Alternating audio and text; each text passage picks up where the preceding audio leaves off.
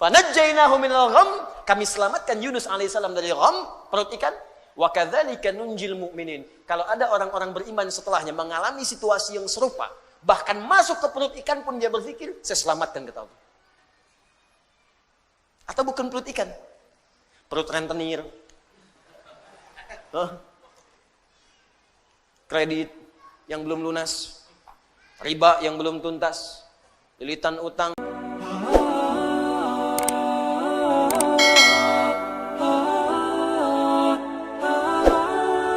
Baik, fokus. Jika kita ingin mendapatkan kemudahan dalam hidup, kenyamanan, kenikmatan, maka kunci yang pertama kata Allah, fokus baik-baik, perhatikan, ikutilah, temani, dempetin. Ya, oleh kita sandingkan kehidupan kita itu dengan golongan-golongan yang paling utama. Wa hasuna ulaika rafiqa. Dan mereka itu sebaik-baiknya model kehidupan yang harus kita ikuti sampai dempet ikuti dengan dekat sekali pola kehidupan mereka. Siapa mereka ini? Mereka itu adalah orang-orang yang selalu taat kepada Allah dan Rasul. Taat. Makanya ayatnya dibuka dengan kalimat Quran surah keempat ayat 69, wa may yuti'illaha war rasul. Siapa yang mau menaati Allah dan Rasul? Taati. Ikuti. Nah, model kehidupan yang taat kepada Allah itu disebutkan oleh Al-Quran ada 4 golongan utama. 1, para nabi. Semua nabi. Lihat sini, fokus. Saya pernah jelaskan ini, ada Al-Anbiya, ada Nabiyin, itu beda. Surah ke-21 namanya apa? Al-Anbiya. 22? Al-Hajj. 23? Gini lah, 114? An-Nas, Masya Allah. Gampang, cepet ya. 21 Al-Anbiya. Ya, Al-Anbiya. Awas, penting menghafal nama-nama surat Al-Quran untuk memudahkan hafalannya. Ya, kami buka karantina, alhamdulillah nih, golongan angkatan kedua itu ada yang hafal 15 hari 30 juz. Ya, saya bahagia sekali. Ada yang 15 hari, ada yang mungkin hari ini selesai itu. Hari ini selesai insya Allah. Ada yang 18 hari, ada targetnya 30 hari, ada 15 hari sudah selesai. Ya, jadi cintai, kenali ayat-ayatnya. Ya, bahkan sekarang orang-orang saja melamar sudah syaratnya Al-Quran tuh. Ya, kamu namanya siapa? Masya Allah, saya Anas Pak. Baca surat An-Nas, baca bagus.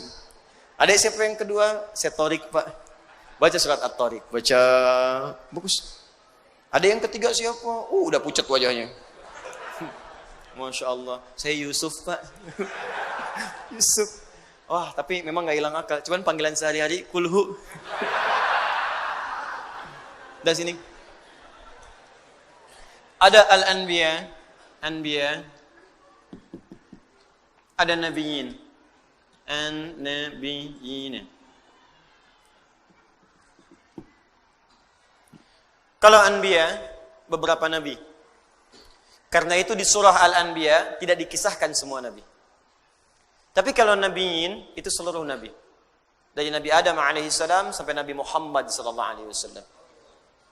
Jadi Allah akan memberikan pesan kepada kita, kalau hidup kita ingin tenang, ingin nyaman, ingin nikmat, di rumah tangga, di pekerjaan, di kehidupan sosial, ikuti pola hidup para Nabi. Makanya saat Anda sakit, ada contoh Nabi Ayub yang pernah sakit. Fokus. Ada yang pernah sakit. Ya Allah, saya sakit kepala, sakit di kaki, sakit di tangan, ya, sakit di kantong, ya, sakit macam-macam. Nah, begitu terkena penyakit fisik, Allah turunkan pola kehidupan Nabi yang pernah sakit. Ada yang ringan-ringan, seperti Nabi Ibrahim sakit. Bagaimana menikmati penyakit itu? Ini yang paling indah. Sakit tapi menikmatinya gitu. Kan kebanyakan orang sakit itu menghadirkan keluhan kan?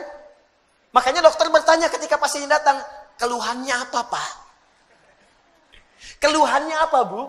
Ini ada orang sakit mengeluh. Tapi kalau Anda paham rumus ini, sakit tapi menikmati sakitnya. Pernah nggak ada orang terima sakit? Keluhannya apa? Nggak ada, nikmat semuanya. Terus ngapain Bapak kesini? Cuma buat kasih tahu aja. Orang semua sakit itu ditanya keluhan, yang ini tidak, menikmati sakitnya. Nabi Ibrahim sakit, Ketika sakit, Quran surah ke-26 ayat 80. Wa idza maridtu fahuwa yashfin. Kalau saya sakit, pasti Allah sembuhkan. Enggak ada keluhan. Allah, Engkau yang memberi saya makan. Engkau yang memberi saya minuman. Engkau yang menghidupkan saya. Engkau yang mewafatkan saya. Seperti Engkau menyehatkan saya dengan makanan dan minuman. Saya sakit pun, pasti Engkau sembuhkan. Enggak ada keluhan yang keluar. Yang dahsyat Nabi Ayub. Ketika Anda berkata, itu kan penyakit biasa Ustaz. Tapi saya ini kena jantung. Jantung. Tapi kan masih hidup, Bu. Kematian itu tidak ada hubungan dengan jantung. Kematian itu dengan ajal. Ada orang nggak sakit jantung pun kalau sudah tiba waktunya meninggal juga. Gitu. Tapi kan ginjal saya tidak berfungsi. Tapi kan mata ibu berfungsi. Ya. Tapi kan telinga bapak berfungsi. Lisan kita berfungsi. Maka ketika ada orang mengeluhkan penyakitnya, Allah turunkan penyakit yang paling dahsyat yang pernah dialami oleh seorang nabi, yang tidak pernah dirasakan oleh orang sebelumnya dan tidak akan pernah dialami oleh orang setelahnya. Supaya nggak ada yang mengeluh lagi. Ketika mengeluh, Allah kemudian balikan. Ini aja nabi saya uji, dia nggak mengeluh. Kamu bukan nabi, kenapa mengeluh? Tapi kan dia nabi, ya Allah. Diturunkan ayatnya. Kalau ada orang yang bukan nabi pun mengikuti amalannya, maka saya akan berikan kenikmatan yang sama seperti dia mengalaminya. Maka turunlah Quran surah ke-21 ayat 83 sampai 84 itu. Wa ayyuba idznada rabbahu anni massani yadurru wa anta arhamur rahimin. Kata Allah, hei, saya akan buka kisah Ayyub alaihissalam supaya kalian belajar. Ketika ia mulai bermohon kepada Allah, saat sakitnya mulai mengganggu dia untuk ibadah. Di saat sakitnya itu biasa, beliau nikmati aja. Nikmati, sholat ya sholat, ibadah ya ibadah, gak ada keluhan. Istrinya bertanya, Papa, kenapa gak minta kepada Allah sembuhkan? Kata suaminya, berapa lama kita sehat dan senang? 20 tahun. Berapa lama kita diuji dengan sakit dan begini? 7 tahun. Nanti aja, kalau sudah sakitnya sama dengan sehat 20 tahun, baru saya minta kepada Allah. Saya malu dikasih sehat 20 tahun, saya senang. Kenapa ketika dikasih sakit untuk ibadah selama baru 7 tahun, sudah mengeluh? Bukankah semuanya datang dari Allah untuk kita beribadah kepada Allah? Dikasih kaya 20 tahun, kita senang. Diuji dengan fakir baru 7 tahun, sudah mengeluh. Saya malu. Nanti aja kalau ujiannya sudah serupa. Jadi bagi Nabi Ayub, nggak ada bedanya. Harta ada, nggak ada harta. Tetap ketaatan kepada Allah meningkat. Sakit dan sehat, nggak ada bedanya bagi beliau. Sehat ujian untuk beramal sempurna, sakit untuk banyak istighfar. Bukankah ketika sakit ada peluang dosa kita diampuni? Tuh. Dikala cara berpikir kita seperti Ayyub alaihissalam, diajarkan ini zikirnya. Apa jawabannya? Fastajabna. Fakashafna ma bihi min dhurrin. Wa atainahu ahlahu. Wa mithlahum ma'hum rahmatan min indina. Belum selesai sampai sini. Wa dzikra lil 'abidin. Ketika Nabi Ayyub alaihissalam bersabar dengan penyakitnya, beliau menikmatinya, dan ketika mulai mengganggu penyakitnya untuk ibadah, baru bermohon kepada Allah. Ya Allah, penyakit ini sudah menghambat saya untuk ibadah. Jadi, minta sembuh itu, bukan sekedar minta sehat, supaya ibadahnya nggak keganggu.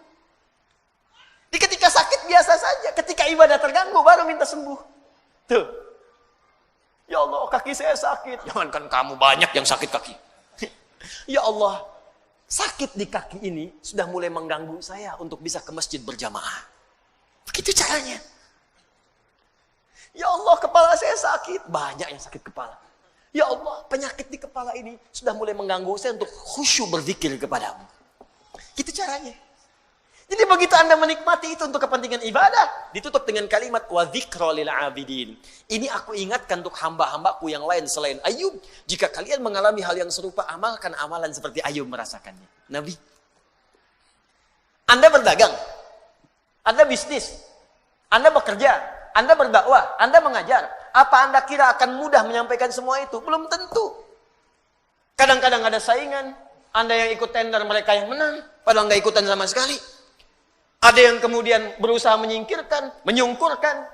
Ada yang mengajar juga, kadang-kadang ada yang menyoal. Bukan cuma Anda. Bahkan ada seorang nabi namanya Yunus alaihissalam. Berdakwah, bekerja dengan baik. Disoal oleh orang sampai diusir dari kampung. Masuk kemudian ke perahu, dilempar, ditelan ikan paus. Anda bayangkan. Anda masih hidup sampai sekarang, beliau di dalam perut ikan paus.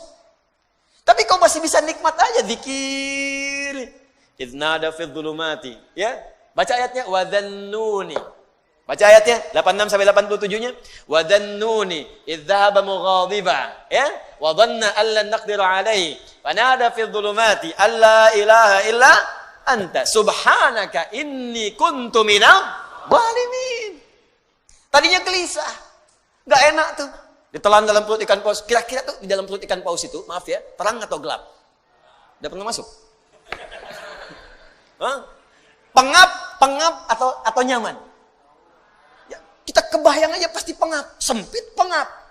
Dalam perut ikan yang sangat besar itu sempit pengap. Tapi masih bisa berzikir kepada Allah. Allah ilaha illa anta subhanaka inni kuntu minadh dhalimin. Allah ilaha illa anta subhanaka inni kuntu minadh dhalimin. La ilaha illa anta subhanaka inni kuntu minadh dhalimin. Allahu akbar. Apa jawabannya? Fastajabna lahu. Ya, wa najjaynahu minal gham. Perhatikan jawabannya.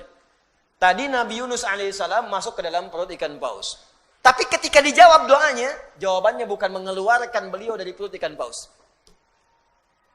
Ya. Kalau mau konsisten, fastajabna lahu wa najjaynahu minal hut. Kami jawab doanya, kami bebaskan dia dari perut ikan itu, kami keluarkan. Tapi yang terjadi adalah kalimatnya indah. Fanajjaynahu minal ghammi. Gham. Apa itu gham? Gham itu awan gelap yang menaungi. Gelap. Tiba-tiba gelap. Bahasa Spanyolnya puek.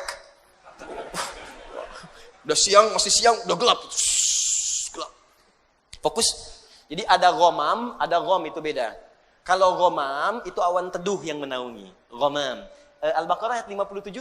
Wa dhallalna 'alaikumul ghamama wa anzalna 'alaikumul manna wassalwa. Paling kiri sebelah bawah. Ayo mana Qurannya? Di ada ghamam, ada gham. Kalau gham itu awan gelap yang menaungi. Maksudnya ini bahasanya tinggi, bukan awannya. Tapi suasana gelap yang mencekam. Kadang kalau orang sedang ngelihat awan gelap, siang-siang gelap, perasaannya bagaimana? Gak enak ya? Gak enak, jalan gak enak, perasaan gak enak. Yang dimaksudkan di sini bahasa kiasan. Ada orang yang mengalami situasi yang gelap, bikin sesak. Seperti Nabi Yunus berada di perut ikan paus. Suasana gelap, bikin sesak. Mungkin tidak harus masuk ke perut ikan. Anda ikut pekerjaan, tiba-tiba dijahili oleh orang. Anda yang difitnah, bukankah gelap? Pulang-pulang siang tapi sudah longlai. Nyampe rumah gak ada senyum. Anda yang ikut ujian begitu mau wisuda, ada nilai yang hilang belum sampai, tiba-tiba gelap. Anda yang sudah mau lamaran, besok mau nikah, tiba-tiba pasangan berubah keputusan. Gelap. Seketika kan gelap, ya Allah. Padahal situasi siang. Ya Allah, aku seperti tersambar halilintar. Padahal halilintar gak ada. Ya. Makanya kalimat Qur'annya indah.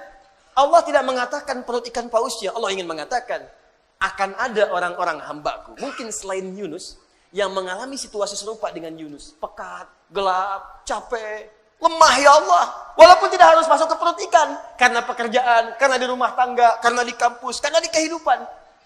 Tapi Anda amalkan seperti Yunus. Dalam suasana di perut ikan pun masih nikmat. La ilaha illa anta subhanaka inni kuntu minadh dhalimin. Perhatikan, begitu Anda mengamalkan zikir yang sama dan menikmatinya, wa kadzalika nunjil mu'minin. Belum selesai. Fanajjaynahu minal gham, kami selamatkan Yunus alaihissalam dari gham, perut ikan. Wa kadzalika nunjil mu'minin. Kalau ada orang-orang beriman setelahnya mengalami situasi yang serupa, bahkan masuk ke perut ikan pun dia berpikir, saya selamatkan kata Allah. Atau bukan perut ikan? Perut rentenir. Kredit yang belum lunas. Riba yang belum tuntas. Lilitan utang. Ya. Kehidupan rumah tangga. Masalah sosial. Minta. La ilaha illa anta subhanaka inni kuntu minadh dhalimin. Uang belanja belum kunjung datang. La ilaha illa anta subhanaka inni kuntu minadh dhalimin. Tuh.